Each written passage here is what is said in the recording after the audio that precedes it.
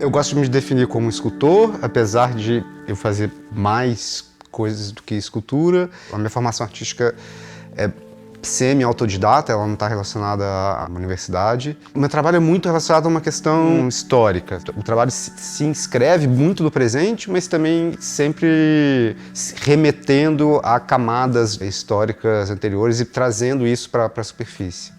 Esse tema de desenterrar e arqueológico, ele está sempre presente no meu trabalho e também no método físico de composição das esculturas. Eu li no livro de um francês, Jean-Pierre Vernant, que é um antropólogo da cultura grega clássica e arcaica, e nesse livro ele cita um geógrafo grego, Pausanias, que fala da existência de um campo da fome ao pé da Acrópole. Existia um campo sagrado que tinha umas cerimônias de aragem, quando você ia semear, e em oposição a esse campo que celebrava a agricultura, existia um campo da fome, que era uma área que devia ser mantida virgem, intocada. A fome estaria contida nesse espaço, e se o homem tocasse esse espaço, a fome sairia.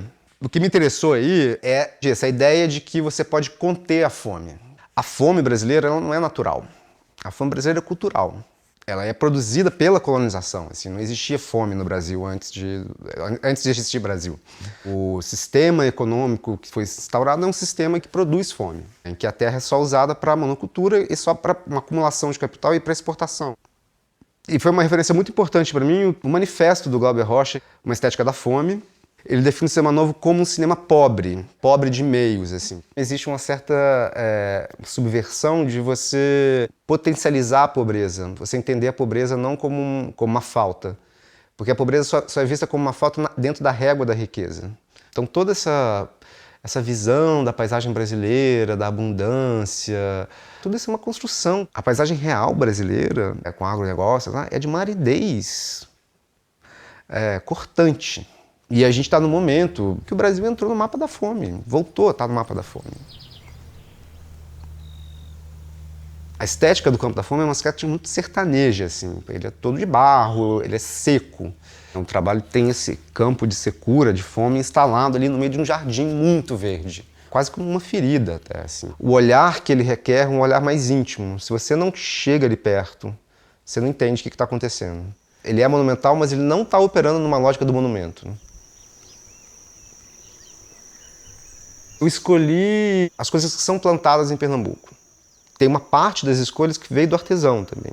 É uma horta, né? Mas ela não é naturalista. Cada canteiro teve uma composição, alguns premeditados, grande maioria foi feita lá. Assim, essas composições também são um pouco ditadas pela forma de cada fruta ou legume.